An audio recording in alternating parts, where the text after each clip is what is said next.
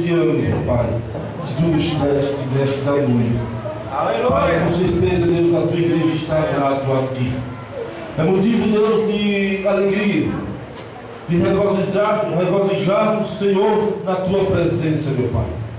É motivo, Deus, da igreja sair daqui com júbilo, para que amanhã, Senhor, estejamos mais forte e alegre na tua presença. Obrigado, meu Senhor da glória, por esta noite, meu Pai, porque tu és fiel.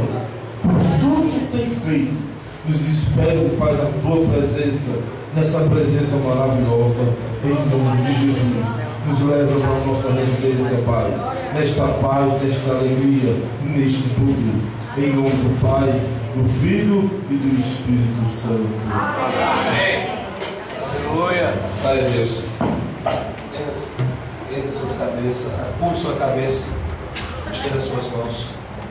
Que a graça do nosso Senhor Jesus Cristo, que a justa e eterna consolação do Espírito Santo repouse sobre todo o povo de Deus, desde agora e para sempre. A igreja diz: amém. Aleluia. Somos apostólicos, somos nações para Cristo.